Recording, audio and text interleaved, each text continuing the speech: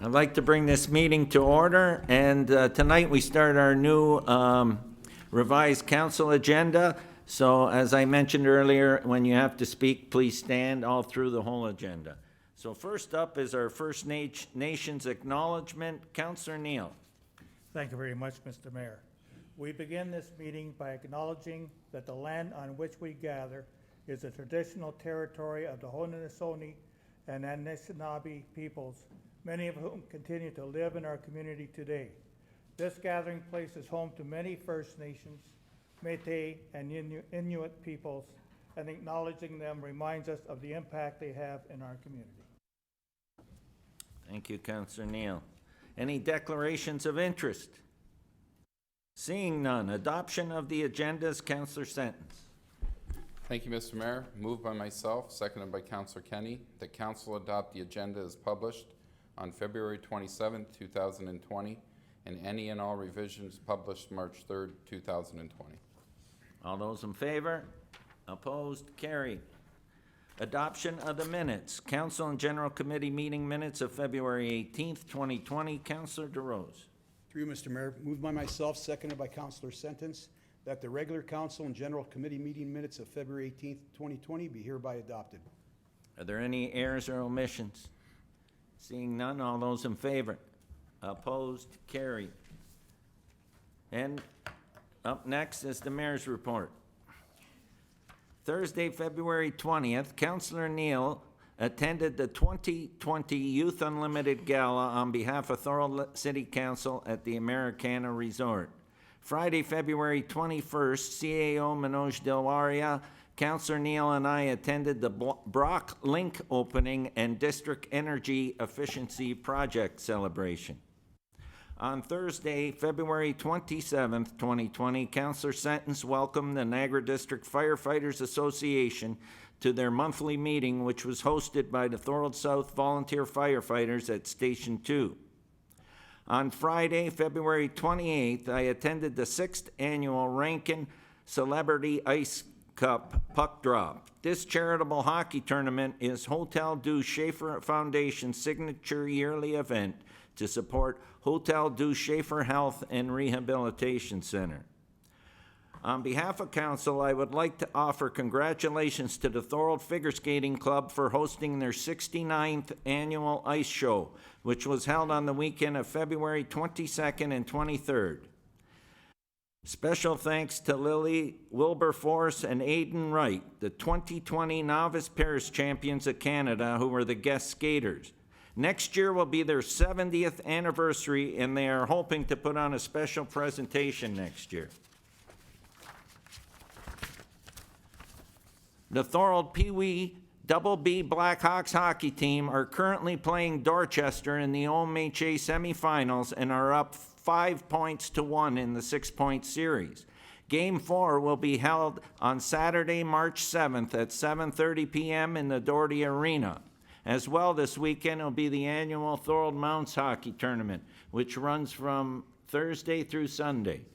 So there's a lot going on at the arenas this weekend in Thorold. Thorold Sports Runway of Recognition 14th Annual Gala Award Ceremony will be held at the John Michaels Banquet and Event Center on March 31st, 2020. Tickets for the event are $20 per person and can be purchased at the Thorold Community Credit Union as well. I think Councillor DeRose has tickets as well. Is that correct, Councillor? Finally, it is that time of year again to set your clocks ahead on Saturday, March 8th. We don't like the one that goes ahead. We like the one that goes back in the fall. Plus, this is a good time to check your smoke detectors and carbon monoxide detectors and replace the batteries.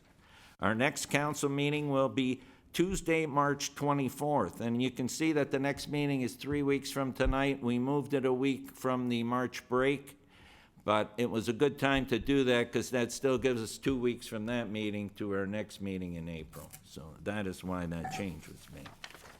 Okay, now we'll move on to a public meeting. Proposed amendment to the City of Thorold Comprehensive Zoning Bylaw 2140-97, re 5 Baker Street. Opening remarks and appeal information.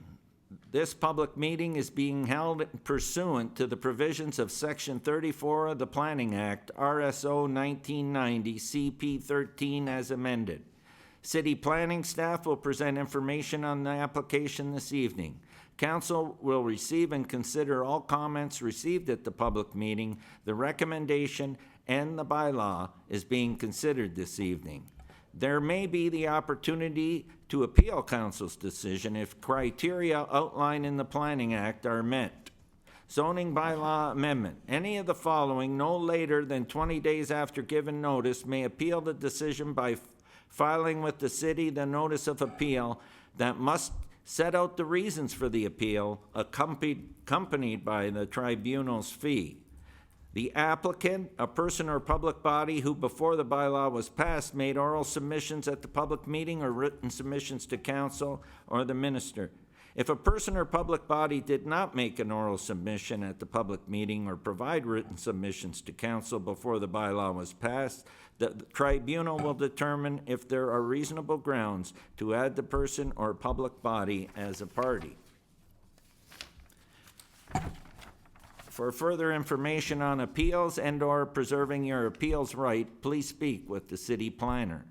And now up for the city planner's presentation, Senior Planner Julie Hanna will now present information on the application on behalf of the city. Welcome, Julie. Good evening, members of council and members of the public. I will be presenting a zoning bylaw amendment application that is initiated by the city to amend the zoning applied to 5 Baker Street. In reviewing the site plan application, staff became aware that conflicting regulations that control density on the land were in force and effect. The proposal is to delete the minimum lot area per dwelling unit provision and retain the site-specific maximum density provision. The image before you is the submitted site plan for Thorold nonprofit. You see the building is at the corner of the intersection of Beaver Dams Road and Baker Street. The proposed development does not meet the minimum required lot area per dwelling unit of 130 meters square. It is appropriate to delete this regulation from being in effect from the R4B-5 zone, as council approved the regulation of maximum density that prevents the subject land from being overdeveloped. The required yard setbacks, parking, and landscape requirements are met. As the site plan application was deemed complete under bylaw 2140-97, it must meet all the provisions of the bylaw. As a result, an amendment is not needed to the new city bylaw of 60/2019. The proposed zoning bylaw amendment will have no negative impact on human health or safety, is appropriate for the subject land, and is respectful and compatible with the surrounding properties. And to provide what the north elevation will look like, the image is before you. Oops.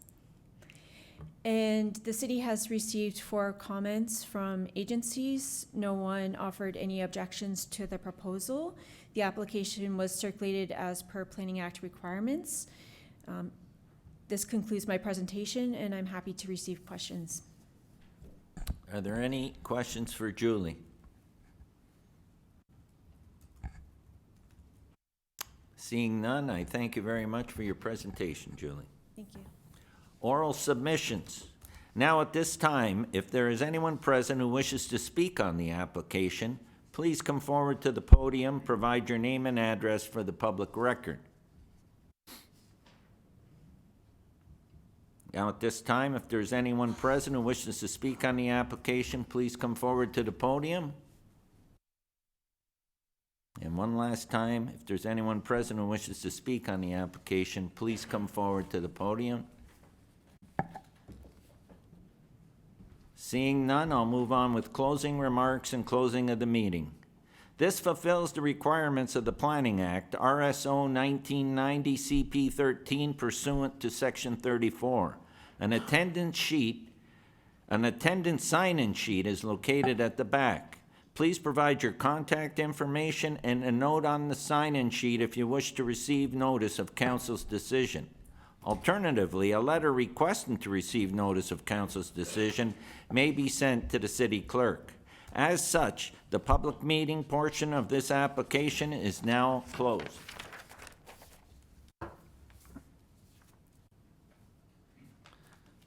That's it. We have no regional councillor update or civic recognition, and we'll move on to presentations. And I'd like to welcome Mike Toker of Think Designs and Mary Catherine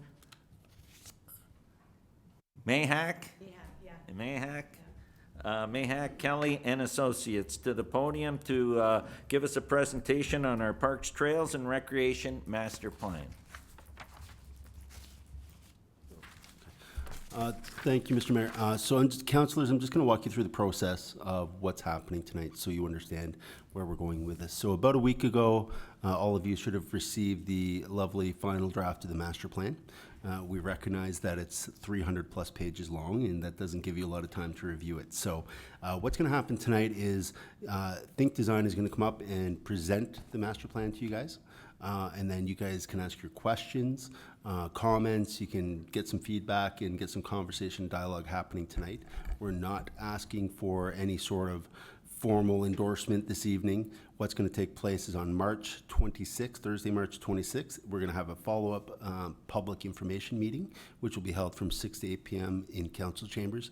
And that'll give the general public the opportunity to make comments and give us some feedback as well. The document you guys received is also found now on our website, so that gives the public general access to it as well. Following that public information meeting, we will consolidate the meeting minutes and come back to you guys hopefully in April with a final recommendation on the Parks and Rec Master Plan for your endorsement at that time. So tonight is just an overview, question period, ask your questions as you see fit, and there's not a formal endorsement this evening, okay? So that being said, I will ask Think Design team to take it away. Thank you. So my name is Mike Tucker. I'm a partner with Think Design. I'm a landscape architect and planner. Mary Catherine Mihak is joining me from Mihak Kelly and Associates. We had two other team members on the as part of the team, Oracle Poll Research that helped us do the surveying aspects of the study, and HDR Architects who were assisting with recommendations on retrofitting of your existing arenas. So our presentation outline, it's about a 20-minute presentation, and of course we're willing to, hopefully we'll have time for questions at the end. I want to go over what the purpose of a master plan is, to make you understand the aspects of a 10-year Parks, Trails, Recreation Master Plan, more specifically for Thorold. How we've organized the master plan, the process we went through to develop the plan. We're going to highlight some of the key directions in terms of parks, trails, facilities, and delivery system. We'll talk about the implementation aspect of the study, and I'll give you a summary, and then we can have some questions and discussion.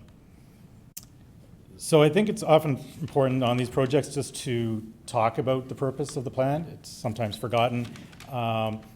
So we're really trying to identify and evaluate current and projected park, trail, and recreation needs and trends in the city, assess the city's parks and recreation services, infrastructure, policies, and partnerships, provide recommendations for new and improved facilities, parks, trails, and programs, and provide guidance on the role of the municipality in service delivery. A few key things just to remember as I'm going through the material. And how this might explain why we've done certain things in the plan. So it's an important tool for budgeting purposes. We really try to lay out a strategy for how you would go about setting aside budget and the timing of it. You must be considered a living document to be updated and adjusted through the annual budget planning process. So this is not fixed in time. New information will come up, and that should be addressed in the plan as you move forward.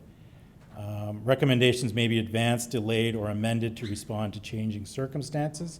So again, we don't want this to be seen as a fixed plan. Many times when we're presenting these master plans to some councils, they get hung up on the fact that we're very detailed on some things. We want people to remember that nothing is set in stone, and as new information comes up, you are allowed to adjust and amend as you see fit. Some of the initiatives will require additional community consultation. Especially when we're talking about detailed plans and designs. We're talking about parks and trails Not everything is laid out. There are a lot of decisions to be made, and certain projects will require that additional community consultation. So council, in consultation with city staff, will determine when and how initiatives are implemented. And the master plan is to be revisited in 2030. So this is a 10-year master plan, and so this happens every 10 years. And so once again, in 10 years, you'll be consulting with internal and external stakeholders to see how you've done in the past and where you want to go over the next 10 years. So again, this is a 10-year plan. We are showing projects going for 20 years, but it would be revisited after 10. So the document is organized. It is a long document. It is approximately 300 pages. And so we've got an executive summary, introduction, background, and context. We highlight the community consultation process. And then we divide into different areas of parks and recreation. So we've got it divided into programs, activities, and events. We've got a section on parks, a section on trails, another section on facilities, delivery system, and then we have an implementation section about how we recommend rolling out those projects and costs. Up front of the document, that's where it's sort of the higher level information, and then a lot of the details are provided in the appendices. So if you're looking for details on certain things, hopefully a lot of that's found in the appendix. So I want to talk about now what the planning process we went through. We started with a park, trail, and facility inventories. So we went to many of the parks, looked at the trails, assessed the facilities, and again, the details of that, a lot of it are in the appendix with a summary up front in the main document. We also did a delivery system review, and we looked at the community context, and of course, Thorold and its relationship to the surrounding municipalities and how that impacts parks and recreation in Thorold.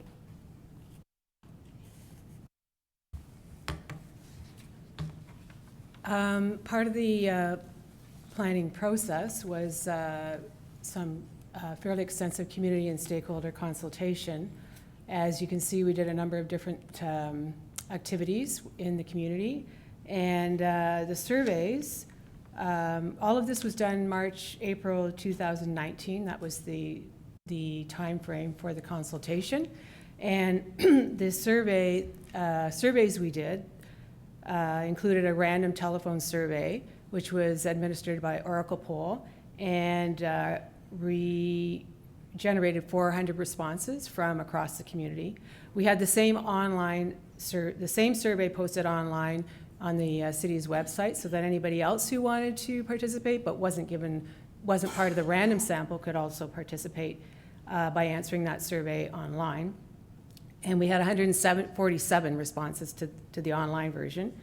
We did a survey of organized program activity groups, so ball, soccer, any sports or recreation groups that use municipal facilities.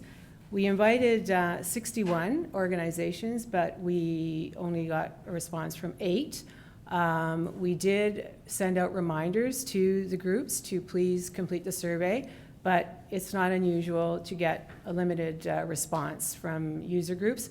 And we can say that, we can assume then that maybe they're okay with the way things are now, but we can't necessarily make that assumption. We just wanted to make sure they had an opportunity to participate in the process. We did a number of focus groups, 13 of them in town here, and we had one open house at the very beginning of the process just to identify with the community, to give them an opportunity to come and see what the plan was about and provide us with their comments or input at the start of the process.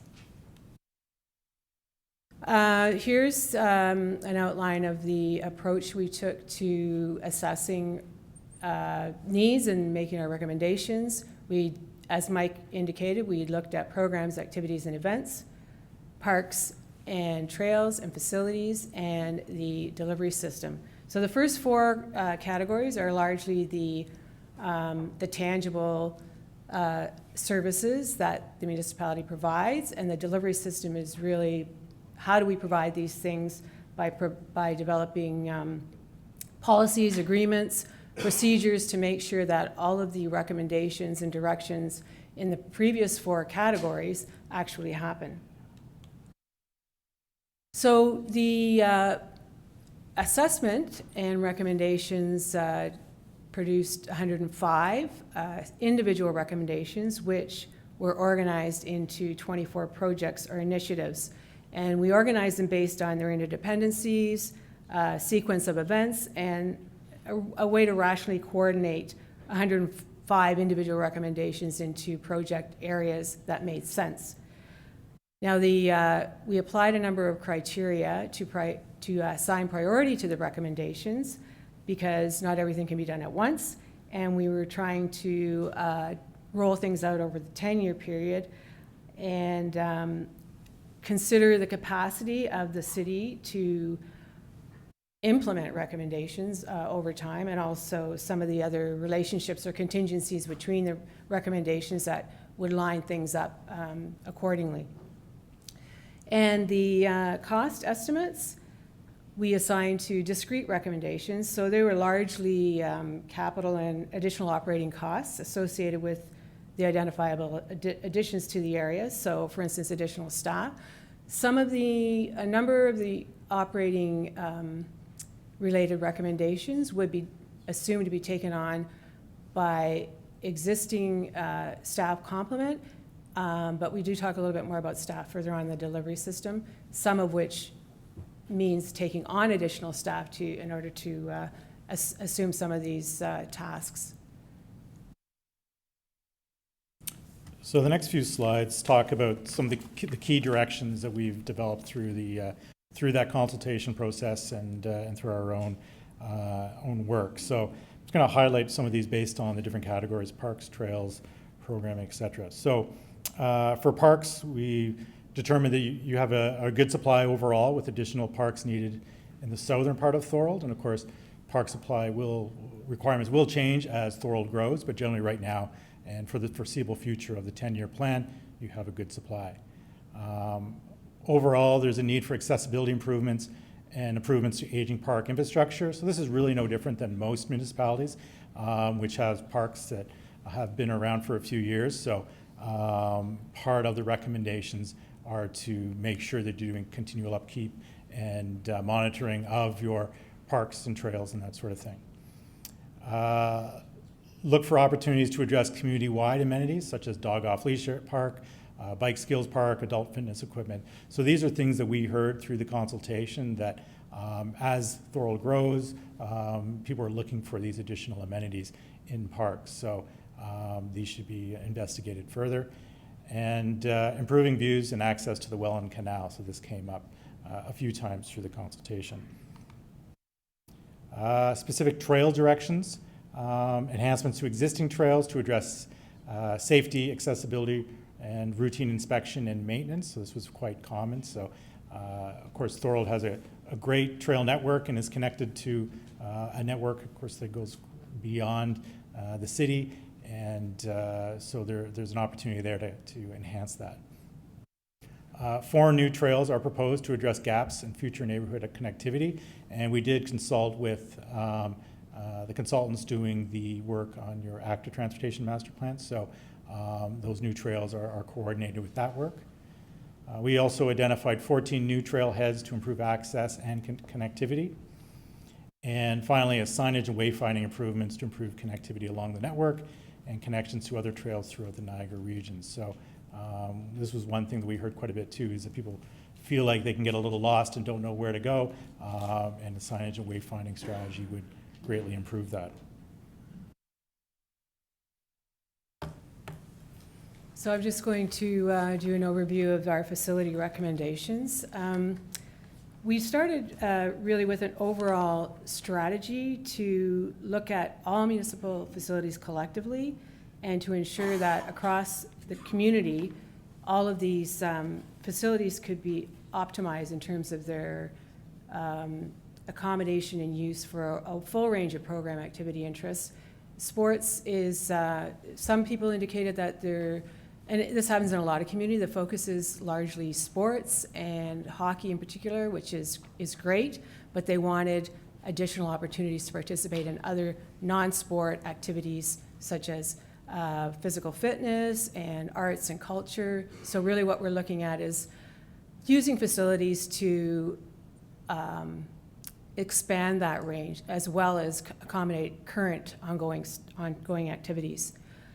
So we started with the major indoor facilities, and given the Canada Games Park arena and other facilities associated with it that the municipality is partnering on, we looked to the arenas and facilities at that location to be able to accommodate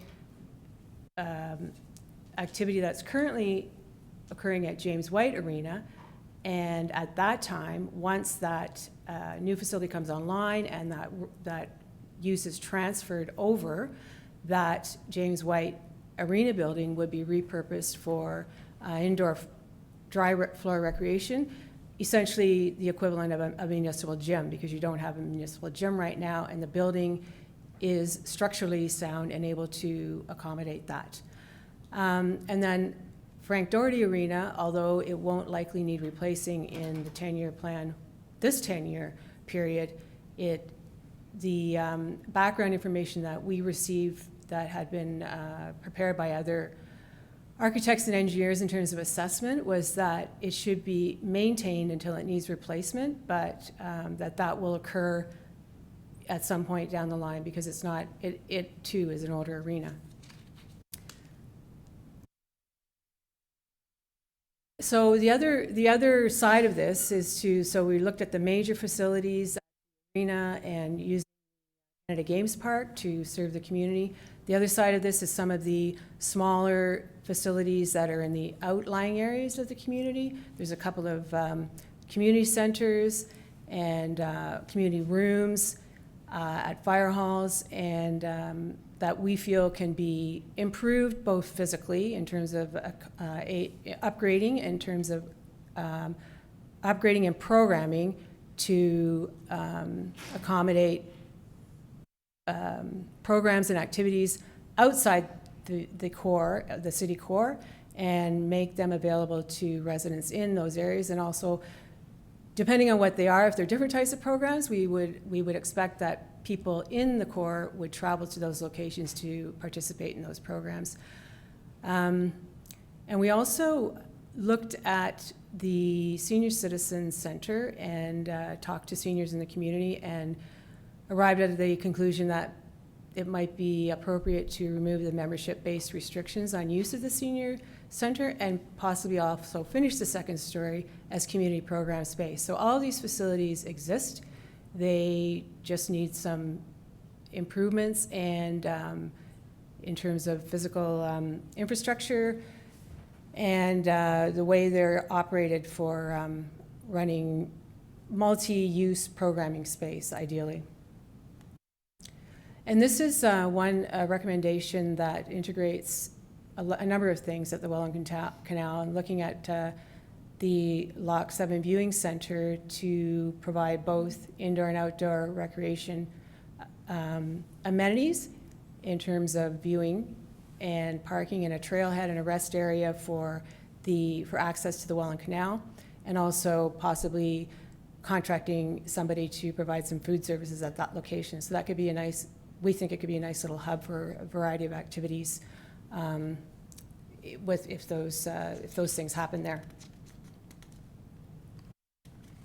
Outdoor facilities, there isn't really a great demand to add to the facility supply in terms of the use of current facilities. They don't appear to be at capacity. There doesn't seem to be a lot of unmet demand. I think there may be some opportunity to improve the use of facilities in terms of scheduling, but also it'll be important to monitor all use of all facilities, including those at the Canada Games Park, to find out if they're being optimally used, and if anything else is needed in the future, they can be, those needs might be met through an agreement with the school board for facilities on their properties, so that they could better serve community need. And that seems to be a big area now in terms of partnerships and making the best use of all community facilities and meeting demand for recreation. And also, as Mike had indicated, to include all facilities in an ongoing maintenance program, which will bring them all up to standard and maintain them in that way. So this is our delivery system directions, and this again is, so how do we make all of these things happen? Because there are lots of things to be done. The first few deal with staff and process. So the city currently operates as primarily as a facilitator in service provision, so you don't provide services directly, you facilitate and enable others to do that, and that will be the primary continuing role throughout the 10-year plan. The department has recently hired a program supervisor, and we are recommending a facilities supervisor to support, to work together with the program supervisor and to support community program development and use of facilities. And that, I think that will, those two people in concert will allow a lot more to happen as they support the community in providing programs and activities at all of these locations.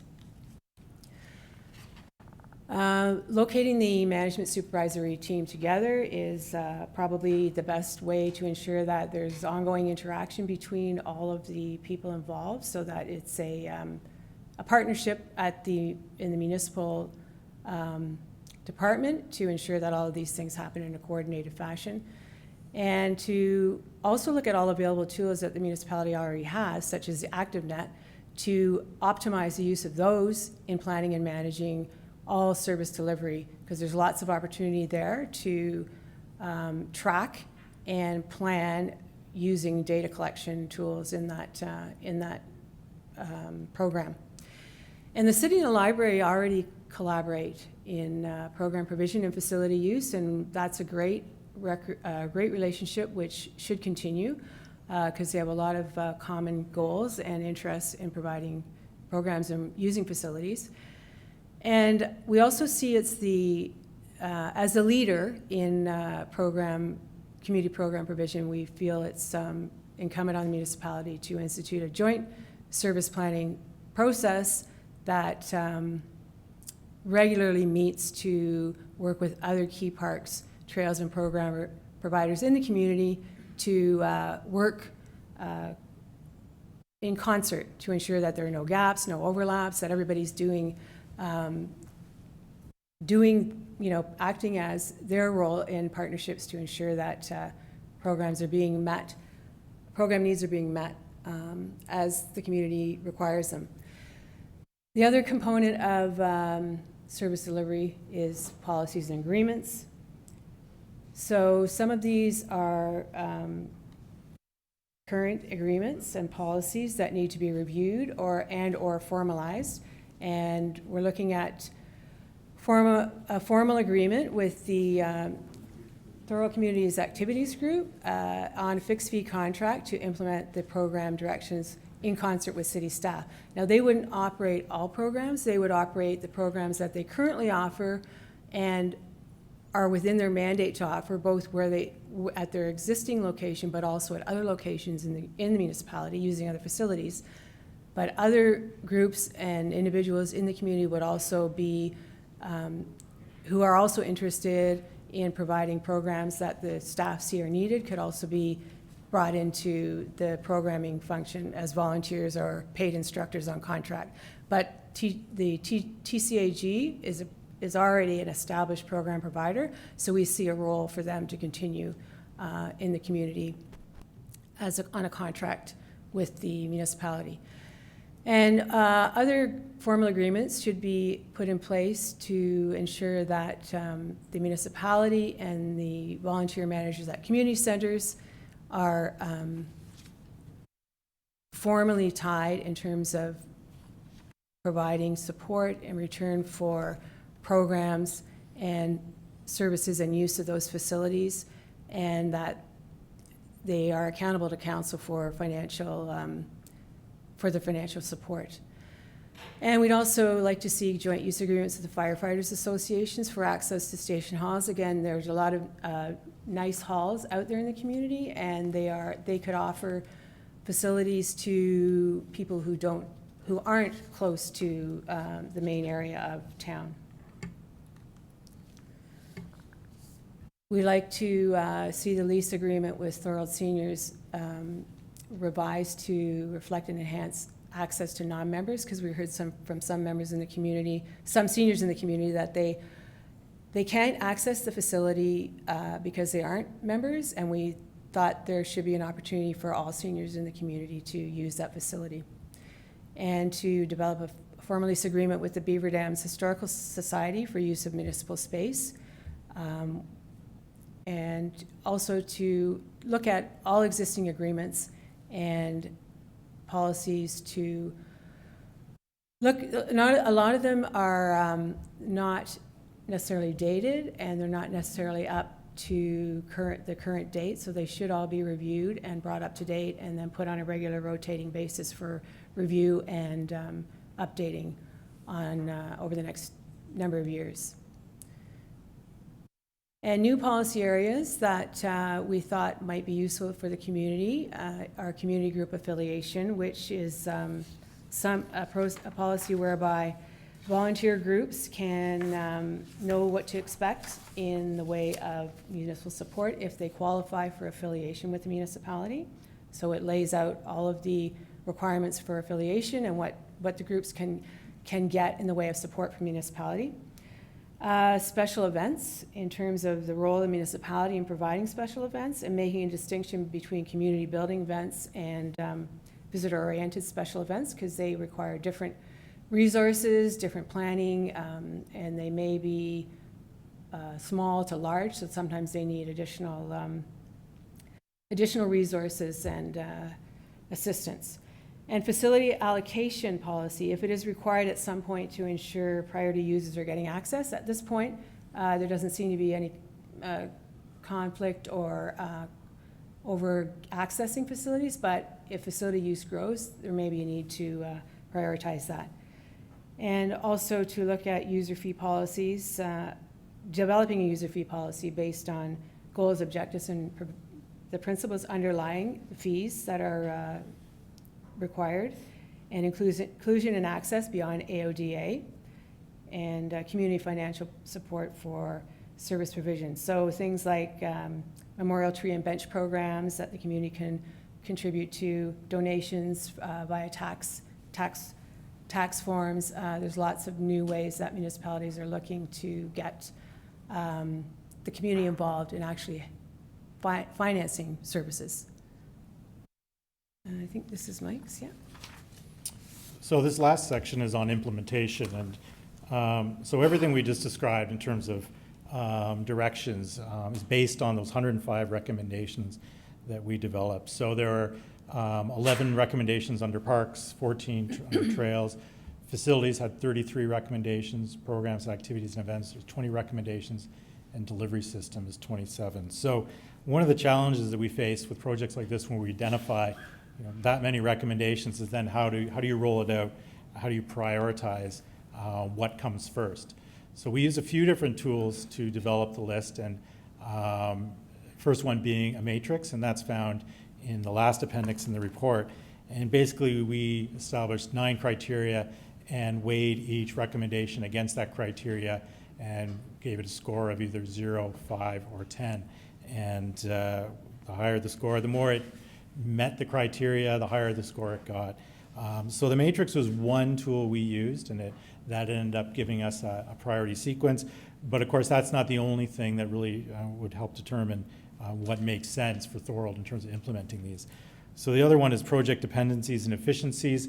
And here we really looked at what needs to come first. A lot of the recommendations involve planning up front, and then following that planning work, you would implement. So things like the recommendation to develop and implement a wayfinding system, you really have to have a plan first for your signage wayfinding before you can start implementing it. So things like that would come, the planning part would come first, and then the rollout would happen afterwards.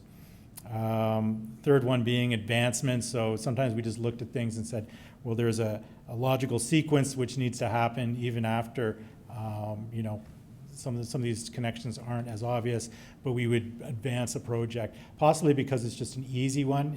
There's no cost, it's a low-hanging fruit, and why would you wait, you know, 9 years to implement something in the last year of a plan when you could do it right away, and it helps. So sometimes the matrix and these projects, dependencies, efficiencies didn't pick up on those items, and we would advance a project. And then finally, budget considerations. A lot of these recommendations do have cost implications, and obviously, you know, in an ideal world, you'd be doing everything first, right? You'd be doing in year one, and you'd be, and then have it done. But the realities of having a limited budget require that you space these things out. So any opportunity for us to try to balance it out, of course, across the life of the plan, we would adjust accordingly to make sure that the amount of money that's being allocated is distributed as evenly as possible. So these next few slides, I'm not going to go through these in details because we have talked about a lot of these in the previous part about directions, key directions. But these are the implementation or the recommendations that would be implemented over the next 3 years. So these are sort of the short-term recommendations that we think should happen right away. So first one being parks, and there are 6 recommendations there. And a lot of these are based on doing accessibility and safety audits up front, coming up with standards for parks in terms of accessibility, and then starting to do the rollout of those improvements for certain parks. So doing a lot of that planning work up front, and then using that work to help do improvements on future parks going forward.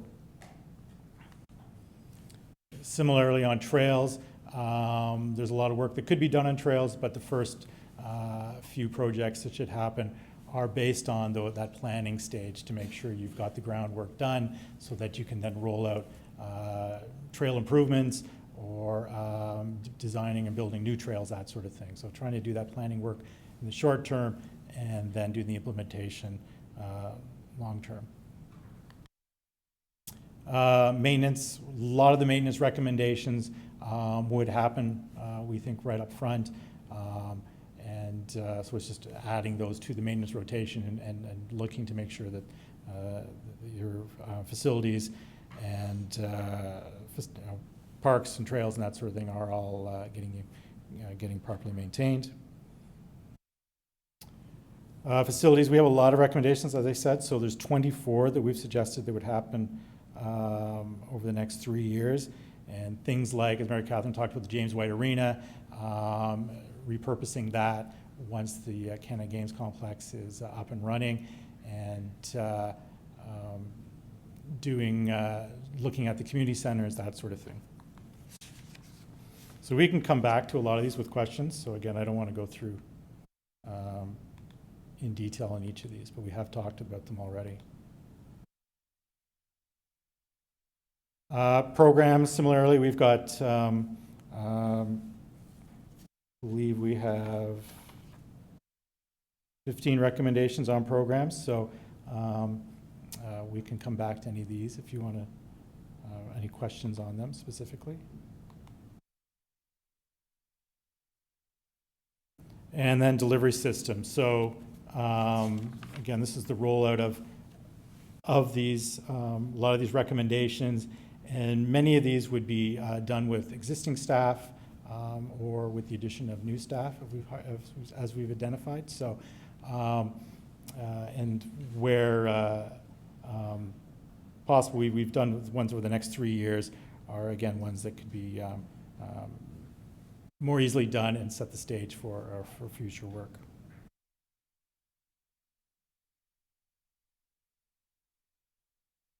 So in terms of budget over the next 3 years, well, the whole plan is recommending approximately $20 million worth of improvements or changes. So we realize that's a lot of money, but it works out to about $2 million on average per year. Over the next 3 years, Works out to just over $1 million in year one, about 1.7 or 1.8 in year two, and then jumps to $3 million in year three. So again, these are not necessarily fixed. There is adjustments that could happen, and some things that are recommended for year three may get pushed on. But that's the way it plays out in the table, which is on this slide here. So that's on page 210 of the plan. Realize you can't read it up there on the screen, but basically across the top are the years from 2020 to 20. I can't even read that either, so. 2030, hopefully. 2030, I think. I was going to say 2029. Well, maybe it says 2029. And then across, down the left side, those are the 24 projects. So the 105 recommendations are divided into 24 projects. And a lot of those projects take aspects from those different categories of parks, trails, programming, facilities, and deliveries. So depending on on how it works out. So and then across within the middle of the table, those are the yearly expenditures, and across the bottom is how much you'd be expending per year. So again, it's about $20 million, it's around $19 million, a little over that total based on all the recommendations. So in summary, the plan provides direction on parks, trails, and recreation over the next 10 years.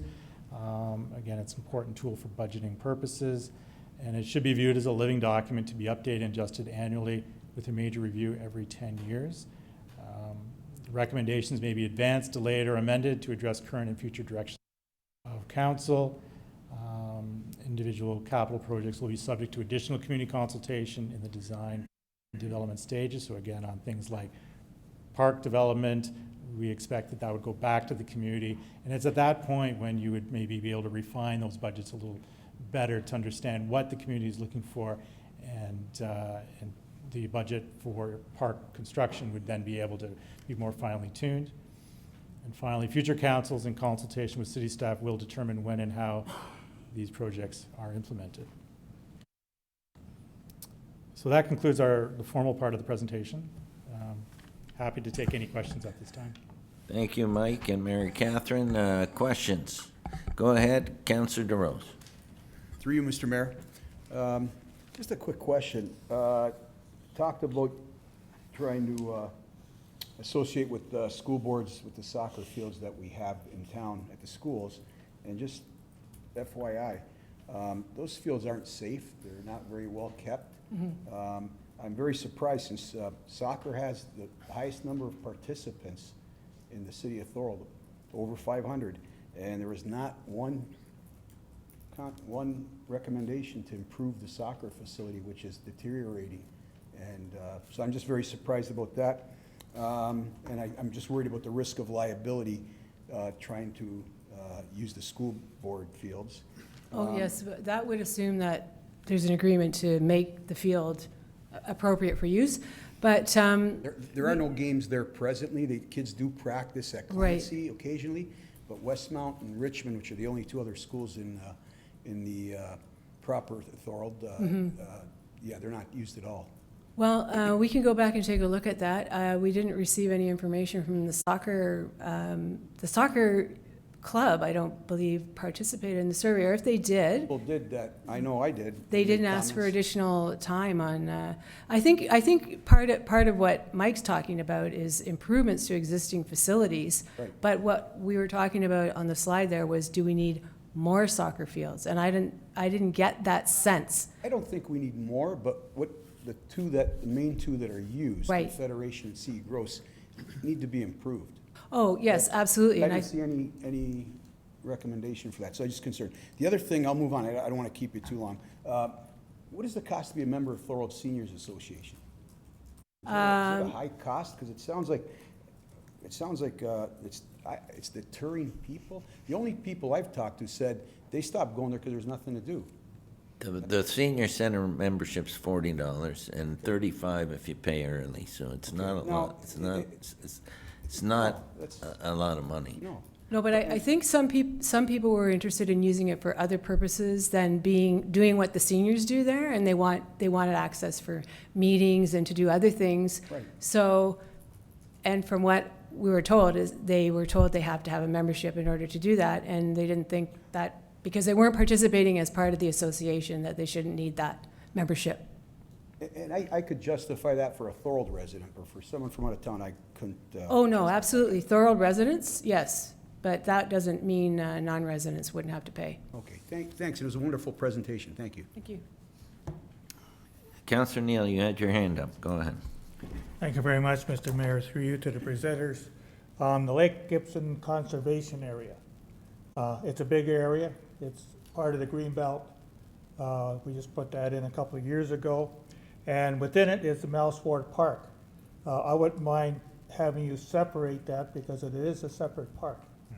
It may be part of the overall corridor along that area, but I think it should be a separate park because it's the one part of it that's really owned by the city. Second thing, as far as Lake Gibson Conservation Area, we have a committee that was struck a number of years ago now that are presently working full steam to put a trail along DeQ Road from Beaver Dams all the way to the Morning Star Mill. And it's not included in your thing. You do have an Ellenberg DeQ trail, which goes through this conservation area, but as far as long DeQ Road, you haven't even mentioned it. And I believe you should have, but that's my own opinion. The second thing I have is regarding the soccer. I believe there's 2 soccer fields in Rolling Meadows, is there not? At least there's nets out there. I think they're for the smaller fields. Am I not right? I don't think they're used by organizing. But I think they're ready to be.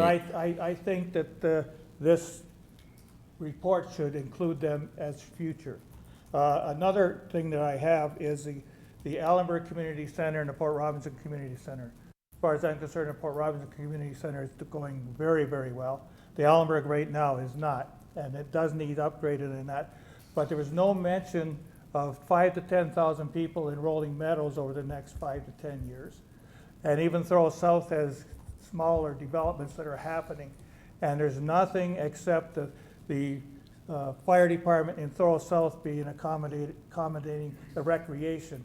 And from my perspective, I believe it can do a little bit there, but it's the firefighters that put on most of the events there, and is not conducive to having a rec center at that spot with fire trucks going in and out, and even an ambulance, I believe, is still there.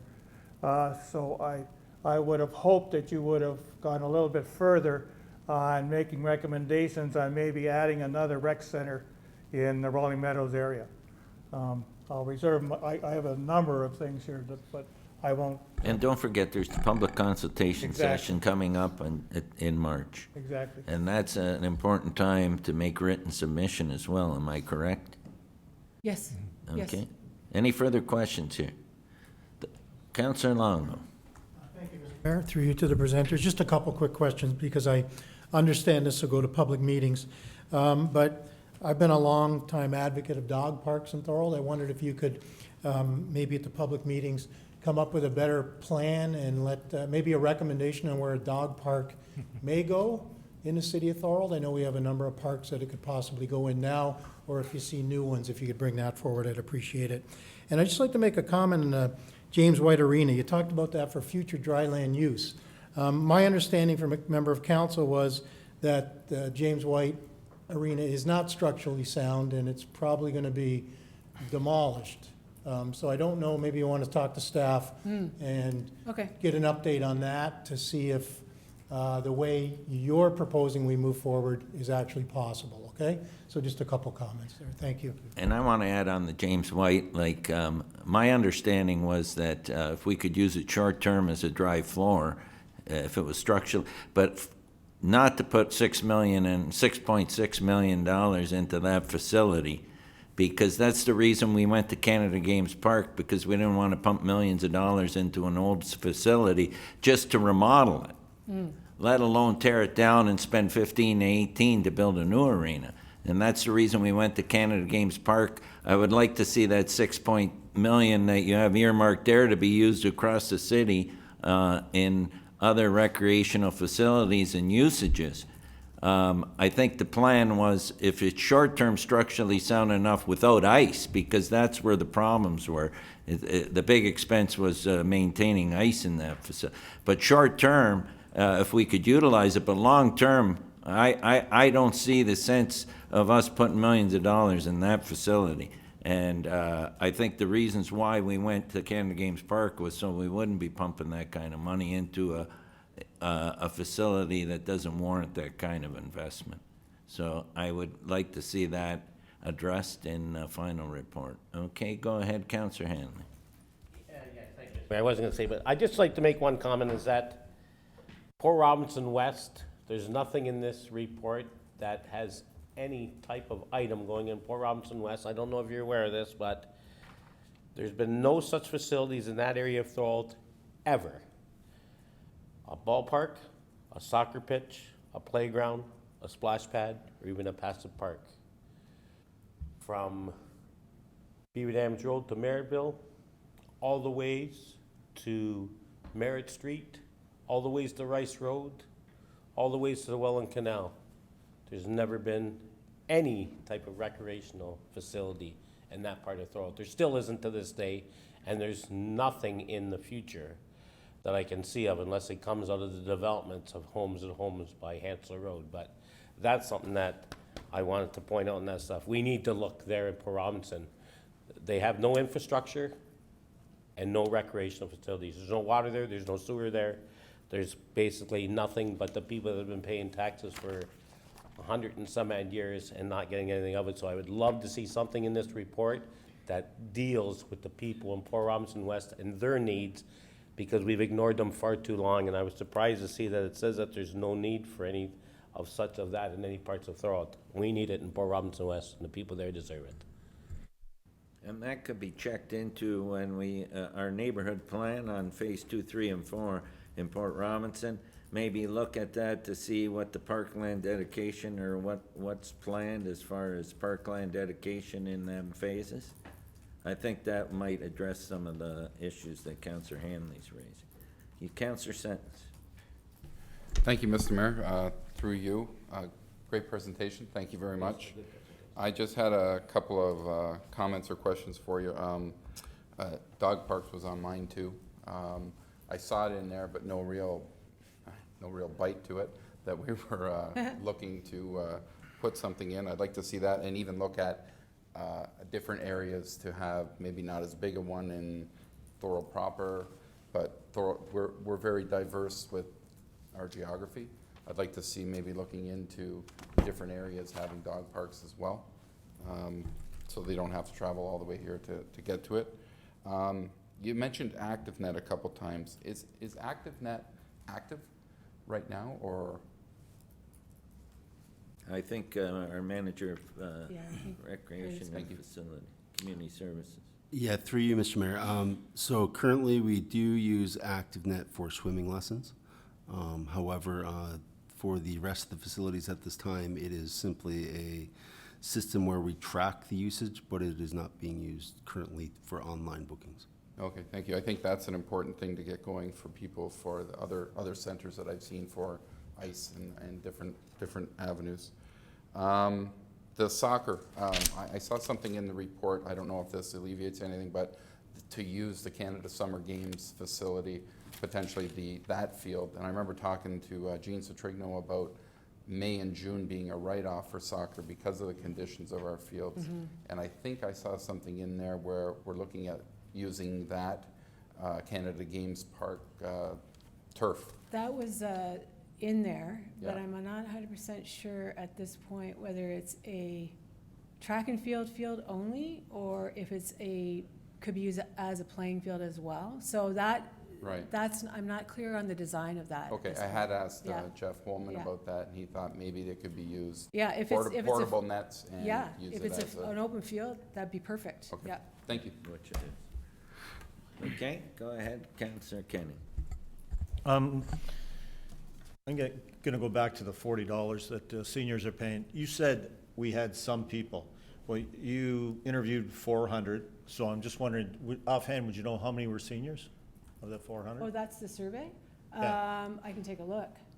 Well, I'd like to know, like, when you say some people, did Well, it was more two people or 3 people or 40 people? people we spoke to more in our meetings, and they were representing other senior groups in the community that felt, I guess they felt they weren't getting access to the facility, and given that it's a seniors facility, that they should Okay. have access to I'll it. get back to my first question.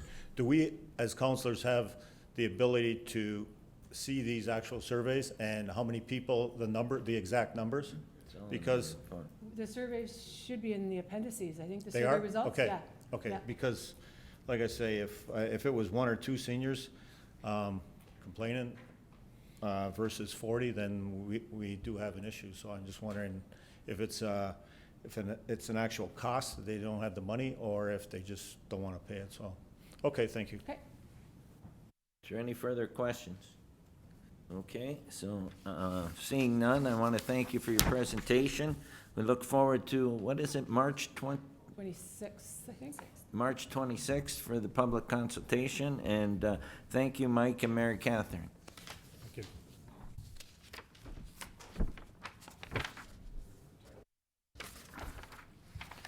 Okay, we'll move on to motions for council support. City of Thorold, Councillor Neal.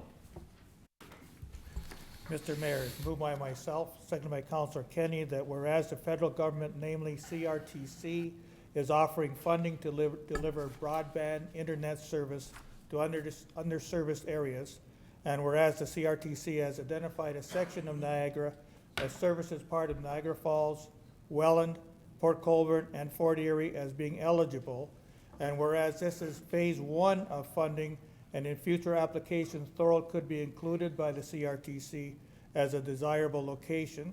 And whereas Niagara Regional Broadband Network has requested a support letter for the CRTC broadband funding application.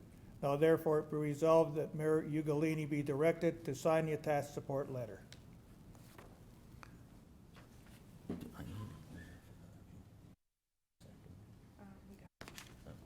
Okay.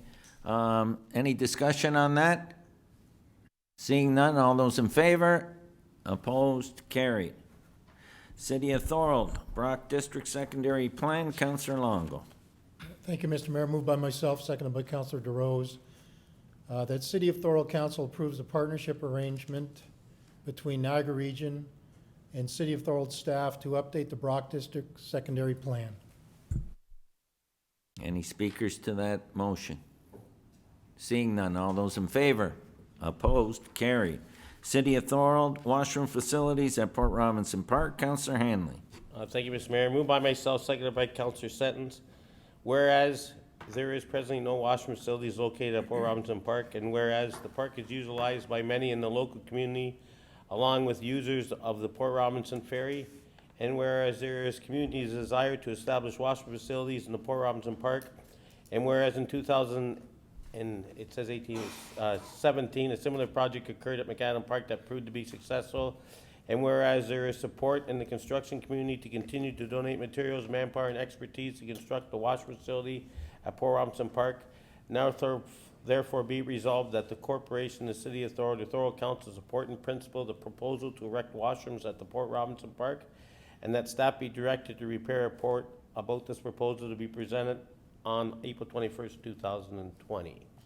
I could comment, Mr. Mayor. Go ahead, Councillor. I met with Curtis Dre. I've talked to Marie. I've met with Jeff. We're going to follow, so I don't have it in there, but one of the additions is that the previous project we didn't, but this time we'll be following City Policy 11018 in regards to donations, cash donations, whatever. So all any monies that are collected will be funded through the City of Thorold. And that way there, any type of receipt that people are eligible for will be able to receive. We got commitments from Vince Perry Excavating to do the excavating for us. In principle, the Ontario Paper Foundation, the Canadian Corps, Rolling Meadows Plan, the subdivision. This time around too, I could say is that last time the Director of Public Works was kind of reluctant to allow the city employees to be involved. But this time around, with the cooperation of the city and that stuff, we're looking as we did last time. At the end, they allowed us to use employees to help us do some of the work around the facilities. And we're hoping that the construction will commence in June and be completed for sometime around September for full use in the year 2021. And that the park's actually becoming more active in that stuff. Curtis can, that last year became active with adult league and a children's baseball league. So it's being used more than ever, and it's a worthwhile project. And part of the Parks Master Plan, in the report, it does state in there about washroom facilities in municipal parks, the need for some. Okay, So any felt further? support would be appreciated. Thank you, Councillor Hanley. Anyone else? Seeing none, all those in favor? Opposed? Carried. City of Thorold, Hamilton's bid to host 2030 Commonwealth Games. Councillor Kenny. Moved by myself, seconded by Councillor Sentence, that the correspondence dated February 28th, 2020, from the region of Niagara, supporting the City of Hamilton's bid to host the 2030 Commonwealth Games be received and supported. Any speakers to that? Seeing none, all those in favor? Opposed? Carried. I have motion to receive and file minutes or adopt recommendations of council, committees, and boards, minutes to review for information purposes. Councillor Kenny.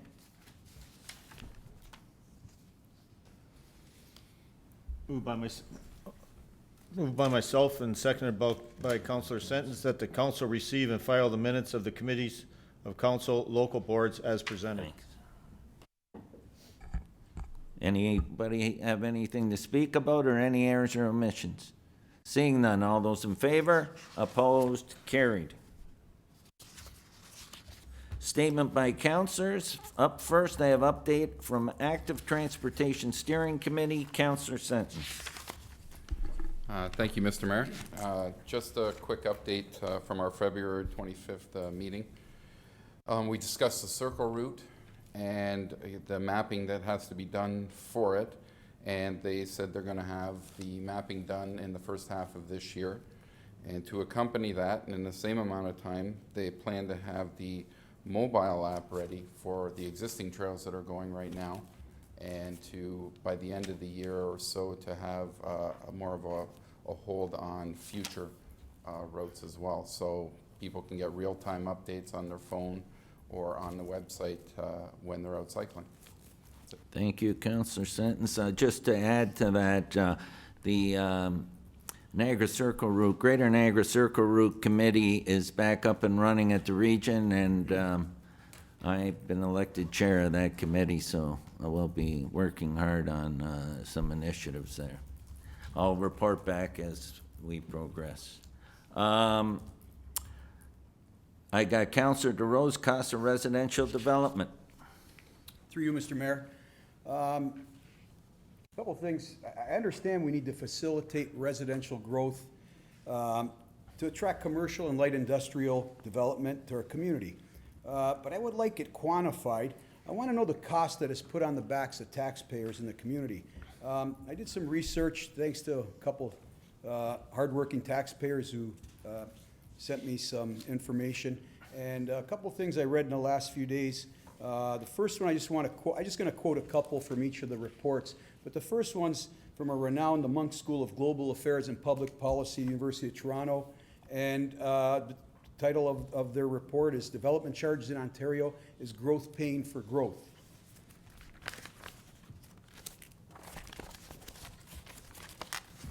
The paper offers a simple yet compelling economic rationale. So this is part of their conclusion, sorry, because it's about 30, 40 pages. The paper offers a simple yet compelling economic rationale for DCs. At the center of this rationale is what I call the non-concurrence externality, a fiscal distortion arising from the pooling of growth-related and other municipal costs, since growth and growth-related capital works do not coincide over time. This distortion causes inflated user fees and property taxes, which in turn place downward pressure on municipal service levels and cause the subsidization of growth by existing ratepayers. For more than 20 years, the DCA has forced Ontario municipalities to subsidize growth to the detriment of existing ratepayers and even the development industry. Both municipalities and the development industry are stronger when growth-related capital costs are recovered by DCs set within well-structured municipal funding regimes. For the good of existing and prospective ratepayers, the full potential of DCs must be realized to ensure growth pays for its own weight. Second one is an extensive study from Hemson Consulting, City of Winnipeg, and I'll just read something, a blurb from there and their conclusion.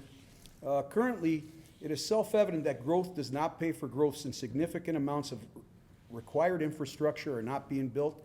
However, were the required infrastructure built, growth would only be paying a share of the cost. The city's tax rate would have to increase to account for the added cost, and all ratepayers would contribute. If the city were to have an infrastructure fee, the need for higher tax rates would be moderated by the amount such a fee would generate. Should the city choose to pursue the introduction of new growth funding mechanisms, it should consider lessons learned from previous growth studies as well as from experiences to other municipalities. And just one more. And this is, Jim Bradley was, I'm sorry, wrong one. Jim Bradley was the chair, who is the regional chair now. His staff, when he was head of the Ministry of Municipal Affairs and Housing for the provincial government, states, and so this is a very good paper, I read through it. Local municipal officials, be they elected or staff, tend to be growth-oriented based on the belief that urban growth results in incremental revenues that exceed incremental costs, that then allow the municipality to either decrease taxes or to make investments in new capital projects. A critic of the growth who helped prepare this, Tim Gray of Environmental Defense, states that evidence of non-sustainability of growth states several examples, but in the end he states the higher costs therefore are usually due to the method of financing and not the growth itself. And they conclude to say, I just went to their conclusion because once again it's about a 40-page report, overall urban growth is neither beneficial nor costly from the expenditure viewpoint. However, aside from the fiscal impact of urban growth, there are other benefits to growth, such as a more robust economy in terms of expanded employment opportunities, diversifications, and agglomeration economies, which just means a collection of different economical benefits, which is great. However, our results, should provide valuable input into municipalities' growth strategies, and they're based on municipalities in Ontario. They find that per capita expenditures increase as a result of urban growth, and if that's the case, they should examine their land use and development policies. So, just a couple things that were in those reports. So what I'd like to do tonight, I'd like to put a motion forward to the floor. Given that the city is experiencing substantial growth, particularly residential, and given that this will require that the city provide services to these properties, and given that the growth in assessment revenues may or may not cover the cost of servicing the growth in all cases, and given that council should be aware of these potential impacts as we make budgetary decisions, I would like to request that staff obtain an estimate and report back to council on the cost of having a consultant undertake a fiscal impact study to quantify the cost of servicing the various types of growth categories, for example, residential, low density, multi-residential, commercial, industrial, versus the associated increase in assessment revenues for each. So that's my motion. Who's the second? Councilor Long. Anybody want to speak to that? Go ahead, Councilor Sens. I'm not sure where I stand. I'm not quite sure what you're asking for. I beat my head against the wall for the first 6 months in council because I was trying to get, some municipal control over residential building and what we could do. And I ran into a wall with provincial intensification. So I'm not sure if doing reports and doing studies is going to be time effective or money effective, financially effective, because we don't have any say that I know of really at the end of the day. So that's my feelings on the subject. Anyone else? Councilor Long. Thank you, Mr. Mayor. I don't want to speak for Councilor DeRose, but what I understand, he's saying this isn't about the type of structures we're building. It's about any structure that's being built and how it pays for itself, basically. And what I'm understanding too from the last few weeks of doing some research on my own is that these 600 new homes that are coming in on stream every year are actually costing, they cost the current 5,000 homeowners money every year because the growth doesn't pay for itself. And again, I don't want to speak for Councillor DeRose, but that's what I'm understanding here, and I would support seeing some sort of report that quantifies whether that's the fact. Are we supporting growth? And I know the theory is that this growth should create new industrial and commercial growth that should help pay for it, but we need to know if that's the case, because if not, and I haven't seen any of this stuff, information here, but it sounds like there's a way that we could maybe have the growth pay for itself through different charges. So again, I'd be open to have staff prepare a report and come back to us. Get the director of, no, I've got our director, Richard, acting director of planning. Through you, Your Worship, certainly I'd be happy to investigate with the economist firms Hempson and Watson, who's done work with us before, to get a estimate on what something like that would cost. I'd have to sort of come up with a bit of a terms of reference or whatever, but they've probably done these kind of studies before. What's interesting always with these studies is that the context in which the studies are done, like for the city here or somewhere else, there's also always nuances associated with that that make decision-making pertinent to the city itself. And so it would require an economist to do some in-depth work in the city of Thorold. Director of Finance, did you want to comment at all, Maria? Certainly, Mr. Mayor. I have seen some numbers. They are quite dated. I believe they're back from 2011. They were provided to us as part of our DC background study. And they did quantify the cost versus the revenues of the various types of development. So it is called a fiscal impact study, and it is something that council, should they so wish, get one of the consultants to undertake. Go ahead, Councillor Hanley. I'd support it, just knowing that we're almost 10 years into the last time a study was done, and as we just heard from the Parks and Recreational, that they're doing the master plan, it's usually based on a 10-year. Whenever we do any type of studies, even a master plan for the city is a 10-year project. Our outlet forecast is always based on 10 years, probably every survey that's ever done. So if we're getting within that 10-year threshold, then I believe maybe it is time that we do a study in that stuff to see if development is paying for development. To me, I think it's only fair in that stuff as far as the taxpayers go too. As a councillor, I don't know unless the study's been done, because I'm not a developer, whether or not actual development charges pay for development fully. Well, we just went through a development charge study that come to council, and so we just went through that whole exercise. Yes, where we could have raised it a lot more than we did, and what we were doing is we were trying to stay in par so that we were on the lower bracket of the 12 municipalities, because we didn't want to be on the high end. No. We could have in fact raised it a lot more than what we did. Development charges are based on the city. A city can set the development charge fees, I believe. Can we not? Is it regulated by the government, or if we feel we need to up the fees, we can do it? Through you, Mr. Mayor, well, you have to have the background studies to support the fees, but just to clarify, what the fiscal impact study looks at is not, are you collecting enough development charges? What this study would look at is, once you have the developments in place, you have to service these developments. You have to, plow their streets and, light their lights and respond to fire, et cetera, provide all these types of services. So what a fiscal impact study would look at is, you would gain X number of tax dollars from the growth versus, and it would cost you X to service that growth. So it's not necessarily a development charge. Are you collecting enough in development charges, but are you collecting enough revenues to service that growth once it's there? And I believe, why not even in that fact, and even quantifying it, why not do the study? I would agree with that. Well, the question would be, where are you getting the money from after? You can Oh, do no. all the Oh, where you study get the you money want, from? but where Well, are I you could ask getting the another- money from? Could I ask That's another the question, that's the million-dollar question.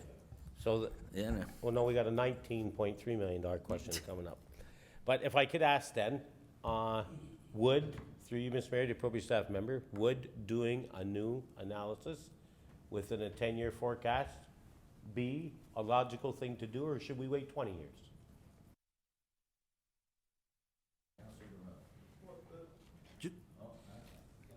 Oh, okay, go ahead. Thank you, Mr. Mayor. I don't actually understand what the end result will be. As Maria just mentioned, the end result will be whatever it is.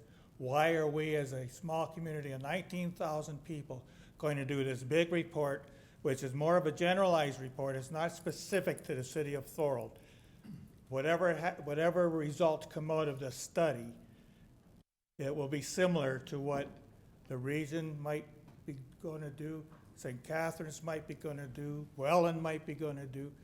Why would we ourselves take on this responsibility to finding out what a lot of communities are probably looking at? And that's one of my concerns on us doing a study for that particular purpose. What is the end result? So we get it so that we need to update the development charges to another $50,000. Or we have to put fees on whatever it is, and that to increase our taxes. I just don't understand why we are going to, what is the end result for this? Maybe if you can explain to me what you're looking for as an end result is, are we going to save the taxpayer money? I don't think so.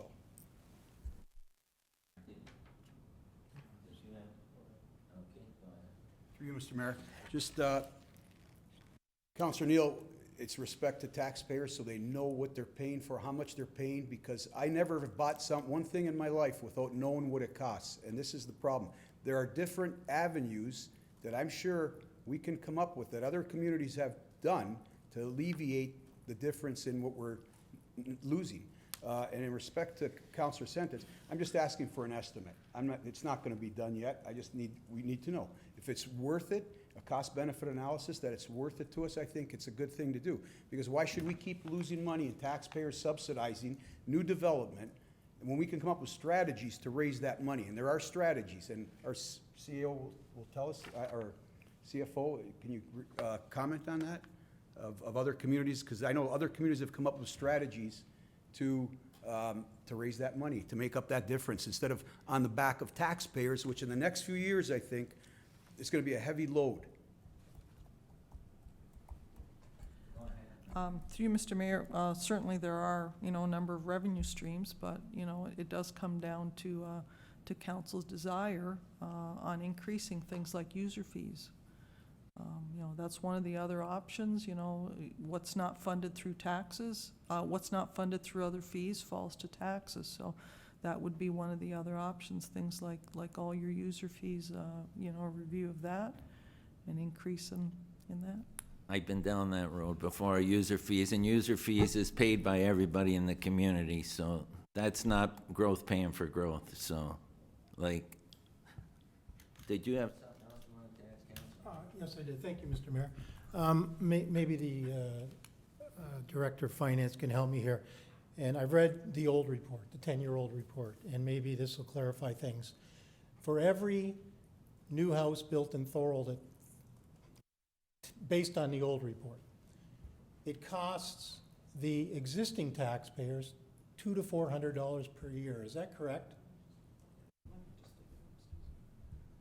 I think that's what, what I am struggling with. That we think that new growth comes in, builds a house, pays development charges, that's great, and then pays taxes. But the taxes they pay don't pay for the growth that they've initiated. And Go ahead, Marie. Through Mr. Mayor, these are old numbers. They were not specific to Thorold, okay? But what Watson had provided us with was that Condominium apartments and large lot, single detached units yield approximately break-even or small surplus results on a per-unit basis. Small lot, single detached, less than 45 square footage, a 45-foot frontage, semi-detached townhouse residential development can expect to generate considerable annual operating deficits in the range of $250 to $450 per unit. Medium-sized single detached frontages, 45 to 55, are expected to yield mid-range deficits of about 110 per unit. And what we look to is commercial, industrial, and higher-end residential surpluses to generally equalize the deficits produced by standard forms of residential developments. And this was 2011. Good, I thank you for clarifying that. So basically what's happening is with all this new development, unless we're getting the commercial and industrial enhancements that's supposed to come along with it, every average house, let's say, is $250 to $450 per year. It's costing the rest of the taxpayers. If there's going to be 600 builds in Thorold this year at, let's say, $300 a year loss, that's about a 1% tax increase to the residents of the city of Thorold to pay for those new houses. So I think we need a report because we need to see, is there a way that we can make the new development pay for itself? Not just through a development charge on a one-time hit, but in the long term, so that I'm not paying, Councillor Sentence isn't paying for every new home that's built. And that's why I think we need the report.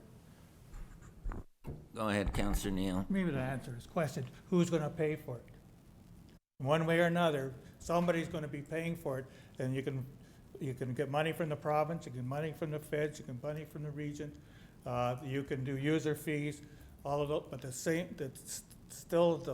we have to pay for it somehow. And I understand a report will tell you that, but I can tell you right now what the report's gonna say is that we're gonna pay in a roundabout way or directly on what's happening. For the last 150 years, this has been happening.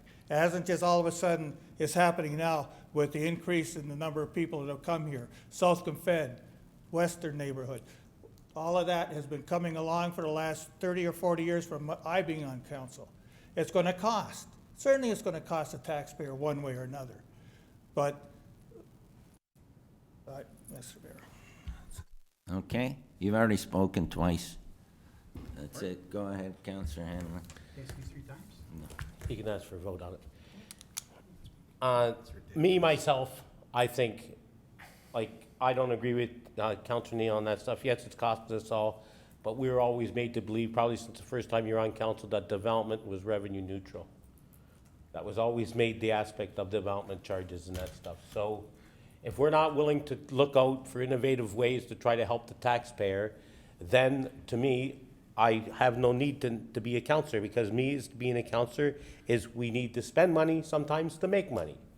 So if we're willing to take a study, if we're not, we're just asking for a costing. It's not saying tonight it's written in stone that we're going to spend 100,000 or we're going to spend 50,000. We have staff, we pay them very well.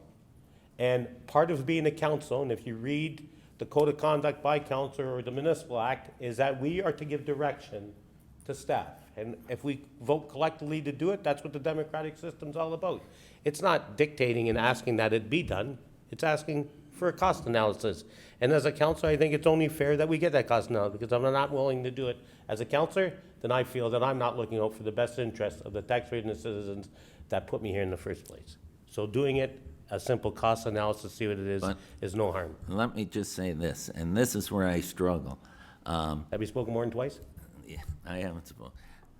We went through the DC charges, okay, as a council. Okay, everybody had a chance then to look at the DCs. We've gone through the official plan and the comprehensive zoning bylaw, and the region goes through their long-term plan, and all those plans are laid out, and the growth plans are laid out. And it tells you what the growth is going to be and where the subdivisions are going to be, where we're going to grow in this city. And we go through our DC charges every 5 years and all those opportunities. You tell me where you're gonna get money and go through all this and where the money's coming from. I'll tell you where the money comes from. We gotta drive commercial, industrial, and institutional growth. And that's where you make it up. And the rest of this is smoke and mirrors, because you can go through all the study all you want, and then you're gonna go to the taxpayer and say, we're raising user fees across the city because that's the only other place I can find it.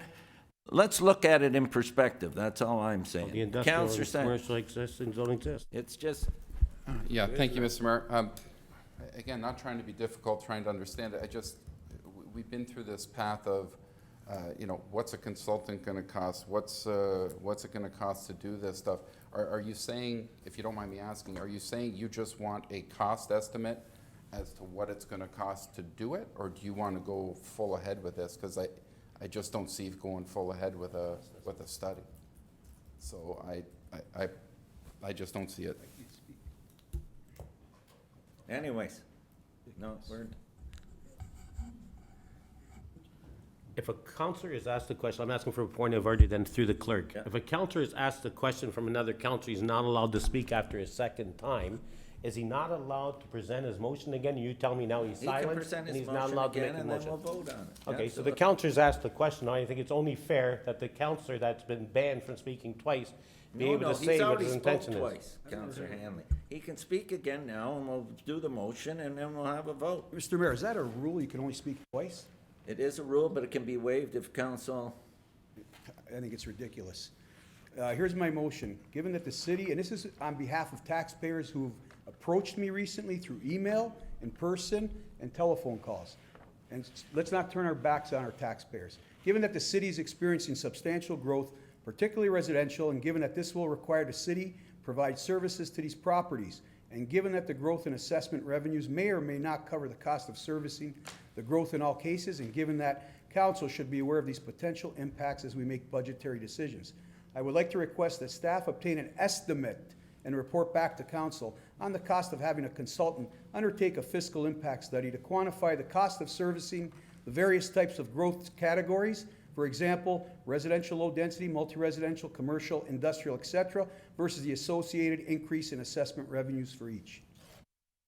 that's the motion on the floor. It was seconded by Councillor Longo. Any further discussion? Okay, all those, Mr. Mayor, Yeah. can we get a recorded vote? yeah.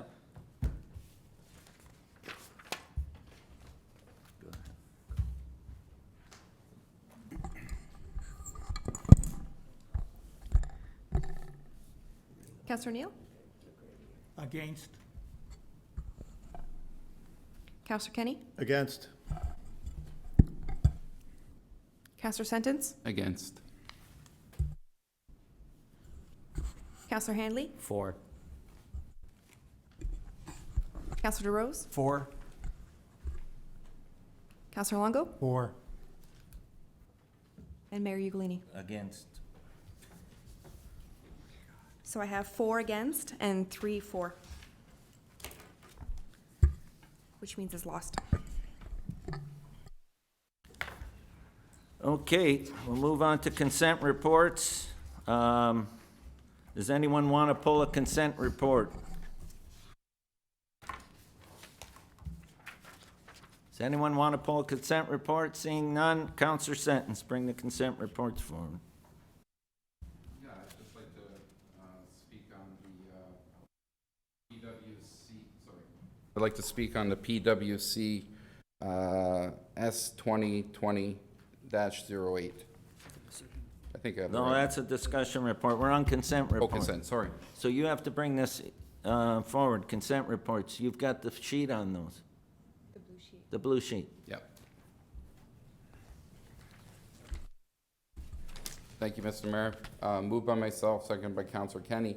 The council approves the consent reports, save and accept those items brought forward for discussion. All those in favor? Opposed? Carried. Discussion reports. Yep. PWC 2020-08. I need a mover and a seconder. I got Counselor Hanley. Move the report, Mr. Mayor. Seconder, we need seconders now because we're in regular council. I got Counselor Neal. PWC 2020-08 Paston Mental Health Satellite Clinic, Walk-in Clinic Memorandum of Understanding, and I'll turn this over to our Director of Community Services, Curtis. Great. Thank you, Mr. Mayor. The recommendation is that the mayor and clerk be authorized to sign a memorandum of understanding with the Paston Mental Health to formalize the partnership for a weekly one-day walk-in clinic at the Thorold Public Library as outlined in this report. Thank you. Any speakers to this report? Counselor Sentence. Thank you, Mr. Mayor. I'd just like to say a couple things on it. First of all, Mark Sarek from Master Insulation is donating furniture for the room to make it more comfortable for the people coming in, and a big thank you to him. I'd also like to thank staff, counselors, Joanne at the library, and the mayor for helping get this off the ground and get it going. It was a team effort, so thank you to everybody. Very good. Thank you for bringing that, spearheading that initiative. Any further discussion? Seeing none, all those in favor? Opposed? Carried. Councilors, raise your hand, please, when there's a vote. PDS 2020-08, Committee of Adjustment going mobile, paperless agendas, budget relocation, and cost savings measure. I need a mover. Councilor Neal, second by Councilor Kenny. Again, so I'll turn this over to our Acting Director of Planning, Richard. Yes, the recommendation is that council reallocate $850 from the Port Robinson West Secondary Plan Neighborhood Plan capital budget to pay for email licenses to facilitate the Committee of Adjustment going mobile in terms of paper agendas. Any speakers to this motion? Go ahead. Do you want to speak to that, Councilor Kenny? Go ahead. Yeah, in the report, it said that the tablets were going to be from the old counselors. I spoke with 3 of the people on the on this committee, though, and they do want to have the opportunity, if the report is large, that they could, if they came to City Hall, that they could get a copy of the report printed for them. And we do that now, and I don't think that would be a problem. Would it be, Richard? No, I'm sure we can facilitate that if necessary. They just wanted that opportunity, that's all. Okay. Okay, thank you. Any further speakers? Seeing none, all those in favor? Opposed? Carried. Any notices of motion? Seeing none, I need a motion to go in camera and a seconder. I need a motion. I got Councilor Neal. I need a seconder. Councilor Sentence. In accordance with Section 239 of the Municipal Act, a meeting or part of a meeting may be closed to the public if the subject matter being considered is related to proposed disposition of land by municipality and labor relations. I got the motion and the seconder to move into discuss the Chief Administrative Officer's verbal report, 47 Front Street North. Chief Administrative Officer's verbal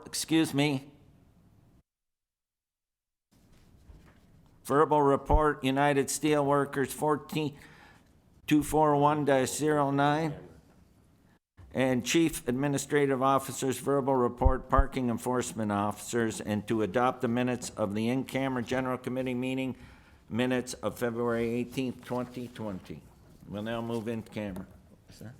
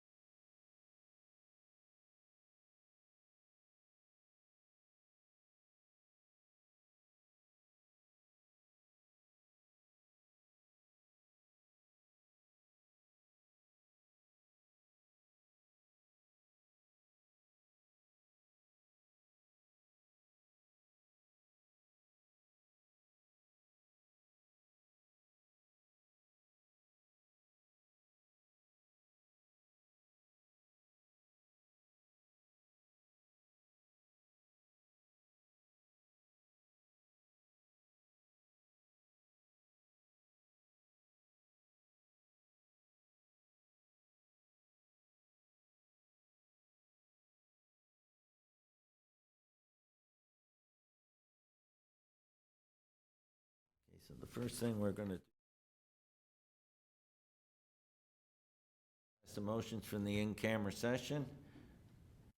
Councillor Sentence and Councillor DeRose, seconder. All those in favor? Opposed? Carried. And now we'll move on to bylaws. First reading of bylaws, Councillor Neal. Thank you very much, Mr. Mayor. It's moved by myself, second Oh, by... stand, please. We gotta get used to it. We gotta get used to it. After all these years, I have to stand. No, we did stand for bylaws, always. Oh, okay. Second by Councillor Kenny. The lead be given to introduce the following bylaws. Bylaw 30-2020, Bylaw 31-2020, Bylaw 32-2020, Bylaw 33-2020, Bylaw 34-2020, Bylaw 35-2020, Bylaw 36-2020, and Bylaw 37-2020, and that the same now be read a first time. All those in favor? Opposed? Carried. Final reading of bylaws. Moved by myself, second by Councillor Kenny, that the bylaws just read a first time be read a second and third time and do pass, and the mayor and clerk do sign and seal the same, any rule of this council to the contrary notwithstanding. All those in favor? Opposed? Carried. And adjournment, I got Councillor Sentence. Thank you, Mr. Mayor. Moved by myself, seconded by Councillor Kenny. The council adopt the agenda. Oh, I got the wrong one. That This meeting be called at 8:52 p.m. All those in favor? Opposed? Carried. And we'll meet, well, first, the next meeting's in 3 weeks, but before that, don't forget, there's the public meeting for the Parks, Trails, and Recreation Master Plan. It's not before. Terry? It's actually after the next meeting, 26th.